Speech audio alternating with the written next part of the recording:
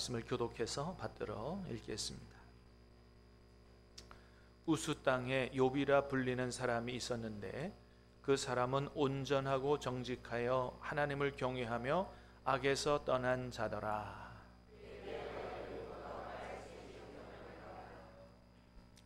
그의 소유물은 양이 7,000마리요 낙타가 3,000마리요 소가 500결이요 암나귀가 500마리이며 종도 많이 있었으니 이 사람은 동방 사람 중에 가장 훌륭한 자라.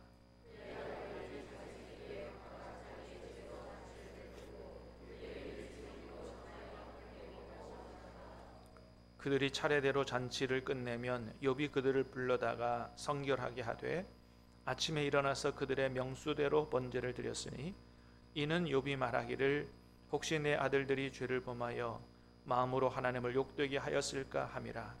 욥의 행위가 항상 이러하였더라.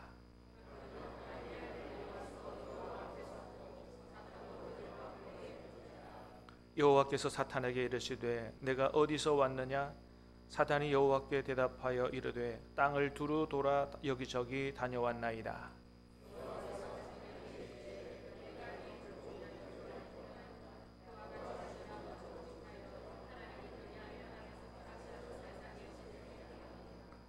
사탄이 여호와께 대답하여 이르되 욥이 어찌 까닭 없이 하나님을 경외하리까?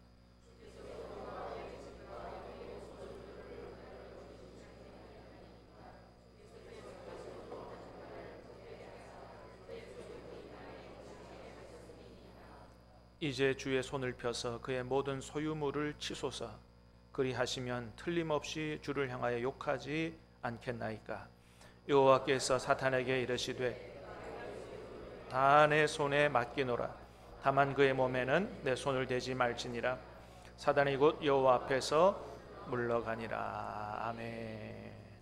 할렐루야. 말씀을 통해서 하나님의 음성을 듣는 시간 될 수 있기를 주님의 이름으로 축복합니다. 우리나라에 스마트폰이 보급이 되고 난 이후에 아마도 전 국민적으로 제일 많이 쓰는 어플이라 그럴까요? 프로그램이라 그럴까요? 그건 아마도 카카오톡이 아닌가 싶습니다. 여러분 카카오톡 거의 다 쓰시죠? 네, 아마 안 쓰시는 분이 없을 거라고 생각합니다. 그 카카오톡에 보면 자기를 소개할 수 있는 프로필 창이 있죠. 그래서 보통은 거기다가 이제 자기 사진을 올려놓거나 아니면 다른 사진을 올려놓거나 또는 자기 이름을 쓰고 하는 게 일반적인데 많은 분들이 또 어떤 분들은 거기다 자기 이름을 쓰지 않고 자기 애칭을 쓴다든지 또는 자기가 평소에 좋아하는 어떤 문구를 쓴다든지 어떤 분은 자기 인생 철학을 쓴다든지 이렇게 다양하게 자기를 소개하는 분들이 많이 있습니다. 여러분 많이 보셨겠습니다만은 요즘에 저는 제 그 카카오톡 프로필 창에 제 사진을 올려놓은 게 아니고 저희 아들 사진을 올려놨어요. 논산 훈련소에 가서 이렇게 찍은 사진인데 그렇게 올려놓고 거기다가 뭐라고 썼냐 하면 멋진 아들 이렇게 썼어요. 그랬더니 일주일에 한 번 전화 오는 아들이 아빠 세상에 잘 나오지도 않은 사진을 저렇게 올려놨다고 뭐라고 막 그러더라고요. 그래도 다 부모들의 눈에는 자기 자식이 다 멋져 보이는 거죠. 이전에 제 가족들 제가 핸드폰에 저장할 때 그냥 이름만 저장하지 않고 여러 가지 표현을 섞어서 이렇게 저장을 했습니다. 물론 지금도 그래요. 그래서 큰아들 같은 경우에 이름을 이렇게 할 때 그냥 큰아들 아니고 자랑스런 큰아들 이렇게 저장을 해놓고 둘째 아들도 자랑스런 기대주 둘째 아들 이렇게 아내하고 딸도 있습니다만은 제가 더 얘기하면 팔불출 될 것 같아 갖고 더 이상은 제가 말씀을 안 드리도록 하겠습니다. 여러분, 왜 제가 이렇게 뭐 카카오톡이라든지 핸드폰에 이렇게 뭐 자랑스러운 큰 아들 뭐 이렇게 뭐 기대주 둘째 아들 왜 이렇게 했겠어요? 그건 꼭 아들들이 멋지거나 자랑스러워서가 아니라 그렇게 되어 주기를 바라는 마음이 그 속에 있는 거죠. 그게 이제 부모들의 마음이죠. 그런데 여러분, 하나님이 우리를 향한 하나님 아버지의 마음도 마찬가지라는 거예요. 저와 여러분이 우리 하나님께서 어떻게 되어주길 바라냐면 정말 하나님이 자랑하고 싶은 그런 믿음의 아들, 믿음의 딸들이 되어주기를 바라시는 것입니다. 믿습니까? 예. 그냥 뭐 너는 대충 교회만 나오다가 그냥 그래도 괜찮다, 이렇게 생각하는 믿음의 사람들이, 성도들이 하나도 없다는 거죠. 정말 하나님이 자랑할 수 있는 그런 믿음의 아들, 딸들이 다 되어주기를 하나님 우리 아버지는 바라신다. 믿으시기를 바랍니다. 여러분, 오늘 말씀에 보면 이제 저거 창 내려도 돼요. 이제 그만. 이제 그만. 예. 오늘 본문에 보면 하나님이 사탄 앞에서도 막 자랑하는 한 사람이 나옵니다. 그 사람이 누구냐면 바로 욥이라는 사람이죠. 1절 말씀을 우리 한번 같이 볼까요? 다시 시작. 우스 땅에 욥이라 불리는 사람이 있었는데 그 사람은 온전하고 정직하여 하나님을 경외하며 악에서 떠난 자더라. 아멘. 자, 욥기를 시작하면서 욥을 소개하는데 제일 처음 뭐라고 그랬다고요? 예, 그 사람은 온전하고 정직하여 하나님을 경외하며 악에서 떠난 자더라.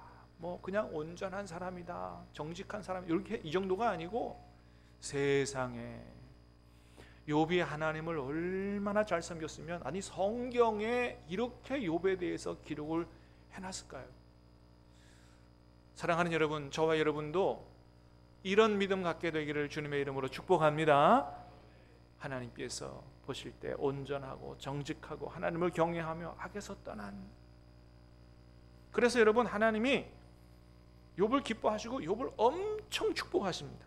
자, 2절 3절 말씀도 읽어봅니다. 2절 3절 시작. 그에게 아들 7과 딸 셋이 태어나니라. 그의 소유물은 양이 7,000마리요 낙타가 3,000마리요 소가 500마리며 종도 많이 있었으니 이 사람은 동방 사람 중에 가장 훌륭한 자라. 아멘. 자, 먼저는 하나님이 욥에게 자녀의 축복을 주십니다. 2절에 보니까 아들, 딸이 몇 명 태어났다고요? 10명 태어났다. 예. 한때는 우리나라도 그 아들, 딸 구별 많고 둘만 낳아 잘 기르자, 나중에 두 집 건너 하나 낳자, 이럴 때도 있었지만은 지금 이제 막 출산 장려합니다만 옛날에는 아이를 많이 낳는 게 하나님의 복으로 그렇게 여겨지던 그런 때가 있었죠. 욥의 때가 바로 그런 때입니다. 자녀를 축복하셨어요. 두 번째는 사업과 물질의 축복을 주셨습니다. 그래서 기르는 짐승들마다, 가축들마다 막 번창을 하는 거예요. 양이 7,000마리요 낙타가 3,000마리요 이렇게 사업도 잘 되게 하고 물질의 축복도 주셨어요. 뿐만 아닙니다, 인격의 축복까지 주셨어요. 이 사람은 동방 사람 중에 가장 훌륭한 자라 그랬어요. 요 성경이 개역이 되기 전에, 그전에는 동방에서 가장 큰 자다 이렇게 얘기했어요. 그렇게 번역했는데 거기 훌륭하다라고 하는 말이 히브리어 까돌이라고 하는 말인데 경제적으로 클 뿐만 아니고 그 인격의 위대함까지 함축하는 말이에요. 그러니까 욥이라는 사람이 어떤 사람이라고요? 하나님 앞에 복을 받아서 돈만 많은 사람이 아니라 그의 사람 됨됨이까지 아주 훌륭하고 큰 사람이었다. 동방에서 그만한 사람이 없었다라고 하는 것이죠. 하나님이 욥을 이렇게 기뻐하셔서 엄청나게 축복하셨어요. 그래서 하나님이 사단 앞에서 욥을 막 자랑하죠. 8절 말씀 다시 보겠습니다. 시작. 여호와께서 사탄에게 이르시되 내가 내 종 욥을 주의하여 보았느냐? 그와 같이 온전하고 정직하여 하나님을 경외하며 악에서 떠난 자는 세상에 없느니라. 아멘. 하나님이 막 입에 침을 튀겨가면서 사탄 앞에서 자랑합니다. 야, 네가 내 종 욥을 유의해서 보았느냐? 이와 같이 온전하고 정직하고 하나님을 경외하며 악에서 떠난 자가 세상에 없다. 너무너무 막 자랑하고 싶으신 그 마음이, 하나님의 마음이 막 전달되는 것 같아요. 자, 그런데 이 하나님의 말씀을 들은 사단이 아멘 하면 좋은데 아멘 안 하죠. 원래 사탄은 아멘 안 해요. 토를 답니다. 뭐라고 토를 달아요? 10절 11절 10절 11절 9절인가요? 자, 시작. 사단이 여호와께 대답하여 이르되 욥이 어찌 까닭없이 하나님을 경외하리이까? 주께서 그와 그의 집과 그의 모든 소유물을 울타리로 두르심 때문이 아니니까? 주께서 그의 손으로 하는 바를 복되게 하사 땅에 넘치게 하셨음이니이다. 하나님 생각해 보세요. 욥이 왜 그렇게 하나님을 잘 섬기는지 아세요? 이유가 있기 때문입니다. 하나님이 두 가지로 축복하셨기 때문에 그렇습니다. 그러면서 뭔 얘기하냐면 하나님이 그 손으로 하는 바를 복되게 하사 그 소유물이 땅에 넘치게 하셨습니다. 그러니까 뭐예요? 그의 사업을 축복하시고 물질로 풍성하게 하셨다. 두 번째는 뭐예요? 그와 그의 집, 그의 모든 소유물을 울타리로 두르심 때문이 아니니까. 한마디로 말하면 뭐예요? 하나님이 지켜주셨다라고 하는 거죠. 그러니까 물질로 축복하신 것뿐만 아니고 뭐라고요? 세어나가지 못하도록 어려운 일을 닥쳐서 무너지지 않도록 하나님이 지켜주셨기 때문이 아닙니까? 여러분, 우리가 복을 누리고 살려면 정말 하나님이 축복하시고 또 하나님이 지켜주셔야만 되는 줄로 믿습니다. 그래요. 하나님이 축복하시고 또 하나님이 지켜주셔야 돼요. 여러분, 우리가 아무리 내가 건강을 지키려고 하고 사업이 잘 되고 돈이 많이 벌려도 하나님이 지켜주셔야만 그 복을 누리지, 지켜주시지 않으면 다 무너지고 마는 거죠. 한순간에 무너지고 마는 것이죠. 여러분, 하나님이 저와 여러분에게 복을 주시기를 원하고 또 저와 여러분을 지켜주시기를 원하시는 줄로 믿으시기를 바랍니다. 민수기 보니까 하나님이 그렇게 말씀하셨어요. 민수기 6장입니다. 6장 시작. 여호와는 내게 복을 주시고 너를 지키시기를 원하며 여호와는 그의 얼굴을 내게 비추사 은혜 베푸시기를 원하며 여호와는 그 얼굴을 내게로 향하여 드사 평강 주시기를 원하노라. 아멘. 할렐루야. 하나님이 우리에게 복을 주시고 지키시기를 원하고 은혜 베푸시기를 원하고 평강 주시기를 원하신다는 거예요. 여러분, 하나님이 여러분에게 복 주시기를 축복합니다. 여러분의 건강과 여생을 지켜주시기를 축복합니다. 여러분의 가정을 무너뜨리기 위해서, 여러분의 인생을 무너뜨리기 위해서 유혹하고 달려드는 모든 사단의 유혹과 공격을 물리쳐 주시기를 축복합니다. 직장과 사업장도 재산도 지켜주시기를 주님의 이름으로 축복합니다. 하나님 우리에게 그렇게 해주시기를 원하신다는 거예요. 하나님이 욥에게 그런 축복을 허락해 주셨다는 것입니다. 그거를 사탄도 아는 거예요. 그래서 사단이 뭐라고 얘기한다고요?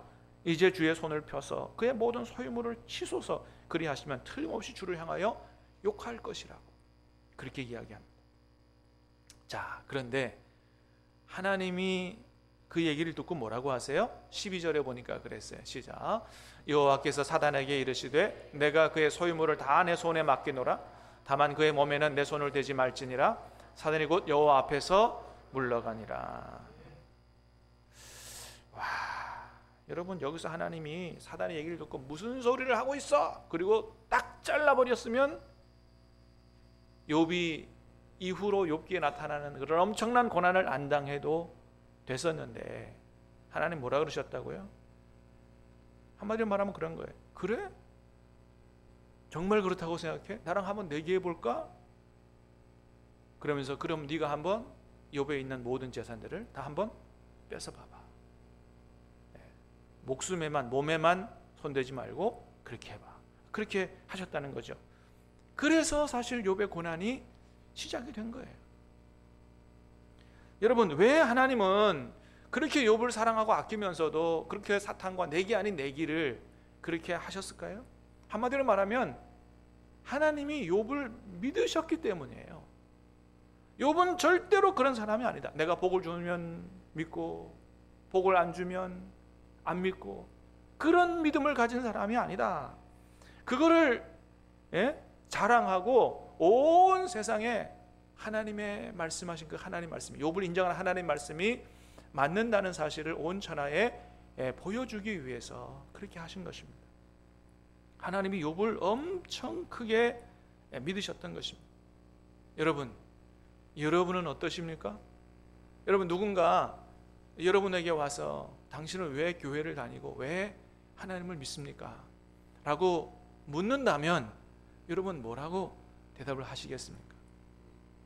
하나님이 이제까지 내 삶을 지켜주셨고 하나님이 이제까지 나에게 이런 복을 주셨기 때문에 내가 하나님을 믿는다. 아니면 앞으로 그렇게 복을 받기 위해서 하나님을 믿는다. 그렇게 대답을 하시겠습니까? 여러분, 하나님이 우리에게 어떤 믿음을 원하시느냐? 세상에 물질적인 축복이 없더라도 하나님을 신실하게 섬길 수 있는 그런 믿음을 원하신다는 거예요. 내가 열심히 예수님을 잘 믿는데도 갑자기 자녀들이 안 좋은 일로 세상에 떠나는 일이 있을지라도 변치 않는 믿음. 하나님의 일을 열심히 했음에도 불구하고 건강 잃어버리고 큰 병에 걸려도 여전히 주님을 사랑하는 믿음. 하나님의 뜻대로 살았는데도 불구하고 그럼에도 불구하고 가난하게 돼서 너무너무 힘들게 살아가는데도 불구하고 주님을 떠나지 아니하는 그런 믿음. 다시 말하면 까닭 없는 믿음을 우리에게 원하신다는 것입니다. 아니, 이유가 하나 있다면 어떤 이유냐? 나 같은 죄인, 지옥 갈 죄인을 사랑하셔서 나를 구원하기 위해서 독생자 예수님 이 땅에 보내주시고 십자가에 내어주시는 그 보혈의 은혜로 말미암아 내가 하나님의 나를 향한 그 은혜와 그 사랑 때문에 내가 다른 복을 받지 못해도 나는 여전히 주님을 사랑하고 여전히 하나님을 믿습니다라고 하는 그런 믿음 갖기를 원하신다고 하는 것입니다.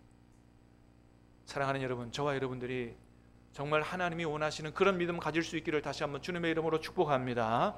그래서 우리는 욥기를 통해서 두 가지를 깨달아 알게 되는데, 첫 번째는 뭐냐 하면 모든 고난이 다 우리의 잘못과 죄 때문에 오는 것은 아니라고 하는 거예요. 지금도 좀 그런 경향이 없지 않습니다만은 옛날에 사람들에게 어떤 통념이 있었냐 하면 모든 고난과 죄는 뭐로부터 온다? 죄로부터 온다라고 하는 그런 통념이 있었어요. 그래서 여러분, 욥의 친구들이 욥을 위로하다가도 뭐라 그래요? 네가 괜히 그런 고통을 당하는 게 아니다. 우리 잘 모르지만 네가 뭔가 하나님 앞에 잘못하고 죄를 지었기 때문에 이런 고통을 당하는 것이다. 하나님의 징계를 당하는 것이다. 그러니 회개하라고 그렇게 욥의 친구들이 충고해요. 이런 통념은 수천 년이 지난 예수님 당시에도 여전히 그런 통념이 있었어요. 그래서 요한복음 9장에 보면 나면서부터 맹인이 된 사람이 있었는데 제자들이 그 맹인을 보고 예수님한테 질문을 해요. 뭐라 그래요? 이 사람이 맹인으로 태어난 것이 누구의 죄 때문에 그렇게 된 거냐? 이 사람이 죄 때문에 그러냐? 아니면 부모의 죄 때문에 이렇게 됐느냐? 여러분, 그때 예수님 뭐라고 대답하세요? 3절 한번 같이 읽어볼까요? 자, 스크린에 있는 말씀 시작. 예수께서 대답하여 이르시되 그 부모의 죄로 인한 것이 아니라 그에게서 하나님이 하시는 일을 나타내고자 하십니다. 그렇습니다. 이 사람 죄도 아니고 부모의 죄도 아니고 뭐예요? 이 사람이 태어날 때부터 맹인으로 태어난 것은 하나님이 이 사람을 통해서 하실 일이 있어서 그렇게 어려움을 겪게 된 것이라고 말씀한다는 거예요. 모든 질병과 고난이 죄 때문에 오는 게 아니라고 하는 것입니다. 그래서 여러분, 사도 바울이 회심한 이후에 어떻게 살았어요? 오직 주님과 복음만을 위해서 자신 일생을 다 바쳐서 살았어요. 그런데 그럼에도 불구하고 바울에게 큰 병이 있었죠. 그 병을 고치기 위해서 주님 앞에 여러 번 기도했는데 주님이 고쳐주지 않으셨어요. 그리고 하시는 말씀이 뭐라고요? 내 은혜가 내게 족하다는 거예요. 이는 내 능력이 약한 데서 온전하여 짐이라. 그러니까 모든 고난과 질병이 다 죄로 말미암아 오는 것이 아니라 하나님이 은혜로 주신 병도 있다, 은혜로 주신 고난도 있다라고 하는 것을 말씀하는 것입니다. 그것을 가르쳐 주는 게 바로 욥기예요. 여러분, 우리가 성경에 잠언, 또 욥기, 잠언, 전도서를 지혜서라 그럽니다. 우리에게 이 세상을 살아가는 데 있어서 하나님께서 가르쳐 주시는 지혜를 보여주는 책이다 라고 하는 뜻이에요. 주로 잠언은 어떤 지혜를 가르쳐 주냐면 하나님이 창조하신 이 세계 질서에 부응하는 가장 기본적인 규범과 지혜를 가르쳐 줍니다. 하나님이 창조하신 질서대로 창조하셨기 때문에 하나님의 질서에 따라서 이렇게 살아야 된다. 가장 기본적인 거예요. 상식적 지혜예요. 욥기는 어떤 지혜를 가르쳐 주냐면 예외도 있다라고 하는 겁니다. 그래서 주로 잠언은 인과응보의 법칙에 대한 것을 가르쳐줘요. 욥기는 예외도 있다. 전도서는 어떤 지혜를 가르쳐주냐 하면 이렇게 기본적인 규범 또 예외적인 규범을 나중에 다 경험하고 실천하고 해본 다음에 노년에 가서 이 인생의 총체적인 모든 지혜를 총망라해서 가르쳐주는 책이 바로 전도서라고 얘기할 수 있어요. 그러니까 잠언은 학교 가서 선생님에게서 또는 교과서에서 또는 부모님에게 배우는 학교 갈 때 교통신호를 잘 지켜야 된다. 그렇지 않으면 사고나. 이런 것 가장 기본적인 규범을 지혜를 가르쳐주는 책이 잠언이라고 한다면 욥기는 뭐라고요? 예외도 있다. 그렇죠? 교통 규칙을 잘 지키고 가더라도 사고 날 수 있어요? 없어요? 사고 낼 수 다른 차가 와서 받으면 사고 나는 거예요. 예외가 있다는 거예요. 전도서는 뭐라고요? 그렇게 기본적인 예외적인 것들을 다 경험하고 난 이후에 노년에 들려주는 총체적인 지혜가 바로 그런 전도서의 이야기입니다. 그래서 여러분, 세상의 모든 고난이나 질병이 다 죄로 인해서 오는 것이 아니기 때문에 우리가 우리 형제라든지 이웃이 고난을 당할 때 말을 조심해서 잘 해야 됩니다. 뭘 잘못해서 이렇게 해서는 안 된다는 거예요. 근데 욥의 친구들이 욥에게 뭐라 그런다고요? 엘리바스라는 친구는 이렇게 얘기해요. 욥기 4장에 보니까 그랬어요. 자, 시작. 생각하여 보라, 죄 없이 망한 자가 누구인가? 정직한 자의 끊어짐이 어디 있는가? 내가 보건대 악을 밭갈고 독을 뿌리는 자는 그대로 거둔다. 그렇습니다. 생각해봐라. 죄 없이 망한 자가 누구냐? 정직한 자가 끊어짐이 어디 있느냐? 그러니 여러분, 욥에게 이런 친구들의 말이 얼마나 상처가 됐겠어요. 욥이 지금 고난당하는 게 욥이 잘못해서 죄지어서 당하는 고난이 아니라고 1장 2장에 다 보여주고 있는데 하나님도 인정하시는데 요즘 말로 말하면 친구들이 2차 가해를 가하고 있는 것이죠. 욥의 친구들의 말을 들어보면 다 틀린 말이 아니에요. 그런데 뭐가 잘못됐느냐? 적용이 잘못됐어요. 예외적인 고난을 당하고 있는데 일상적인 규범을 가지고 충고를 하는 거예요. 여러분, 욥기에서 보여주는 욥의 고난이 왜 온 것이라고요? 하나님이 욥을 믿으셨기 때문에, 욥을 엄청 믿으셨기 때문에 온 고난이라는 거예요. 까닭 없이도 욥은 나를 섬길 것이라고 확신하셨기 때문에 온 고난이죠. 그래서 여러분, 우리가 욥기를 통해서 깨닫게 되는 두 번째는 뭐냐 하면 하나님이 우리에게도 어떤 믿음 원하신다고요? 까닭 없는 믿음. 이유 없이도 하나님을 신실하게 섬길 수 있는 그런 믿음을 원하신다라는 것을 욥기를 통해서 하나님 말씀해 주시는 거예요. 왜 하나님이 우리에게 그런 믿음을 원하시느냐? 하나님이 저와 여러분들을 까닭 없이 사랑하셨기 때문이에요. 믿습니까? 다시 말하면 저와 여러분이 하나님의 사랑을 받고 구원받은 것이 우리가 뭔가 하나님 앞에 잘했기 때문에 그래서 얻어진 사랑과 구원이 아니라는 겁니다. 이유가 없어요. 그냥 하나님이 우리를 사랑하시는 거예요. 믿으시길 바랍니다. 꼭 우리가 뭔가를 잘해야 사랑하시고 우리가 죄지면 우리를 미워하시고 그런 하나님이 아니라는 거예요. 여러분이 죄를 짓고 넘어질 때도 여전히 하나님이 저와 여러분을 사랑하시는 줄로 믿으시기를 바랍니다. 그래서 로마서 5장에 보니까 뭐라 그래요? 우리가 죄인 되었을 때 우리를 사랑하셨다고 말씀하십니다. 같이 한번 읽어봅니다. 시작. 우리가 아직 죄인 되었을 때에 그리스도께서 우리를 위하여 죽으심으로 하나님께서 우리에 대한 자기의 사랑을 확증하셨느니라. 우리가 죄인 되었을 때에 사랑하셨다는 거예요. 그래, 이 사랑을 뭐라 그럽니까? 은혜다라고 얘기하는 것입니다. 우리가 사랑받을 만한 짓을 해서 사랑받는다면 은혜 아니에요. 보상이지.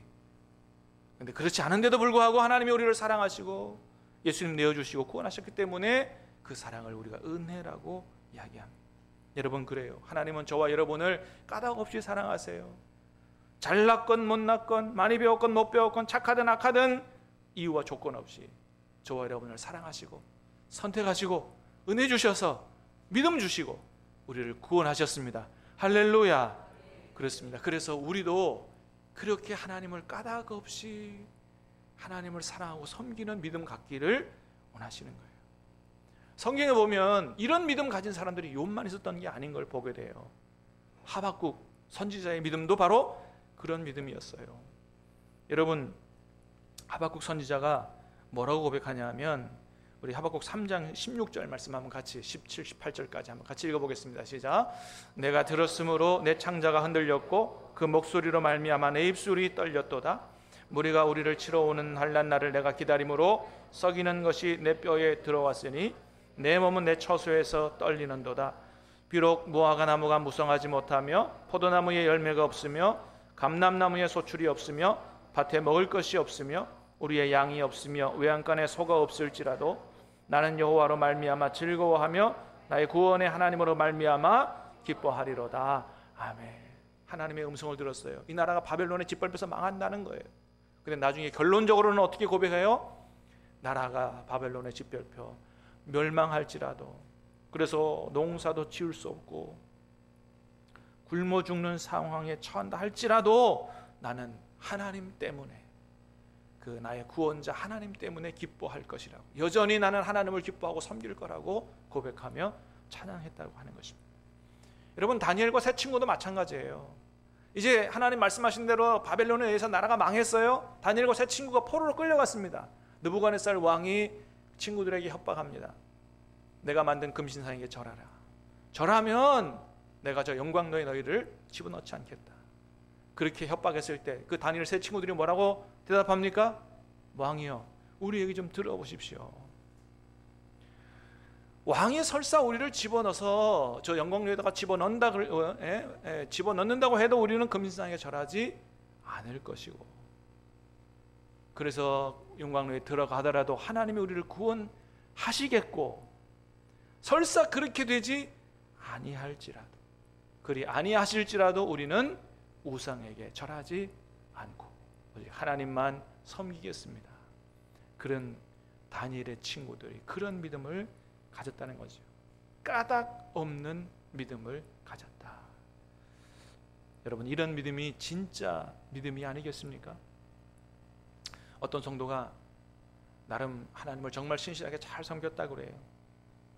하나님을 잘 섬겼는데도 불구하고 얼마나 가난했던지 버스 탈 돈조차 없었다 그럽니다. 그래서 오늘도 투벅투벅 길을 걸어가고 있는데 마음속에 하나님의 음성이 들려왔더래요. 뭐라고 하나님 말씀하시냐면 그러시더래요. 아들아, 이래도 나를 믿겠느냐. 자기가 당하는 극심한 가난이 하나님이 자신의 믿음을 보시기 위한, 하나님이 나를 시험하는 그 하나님의 섭리 속에 있는 고난인 줄 깨닫고 눈물을 흘리면서 하나님, 주님, 내가 이름에도 불구하고 여전히 주님을 사랑하고 섬기겠습니다. 그렇게 눈물로 고백했다 그럽니다. 사랑하는 여러분, 저와 여러분들도 비가 오든 눈이 오든 언제라도 변함없이 신실하게 하나님을 사랑하고 섬기는 믿음 가질 수 있기를 주님의 이름으로 축복합니다.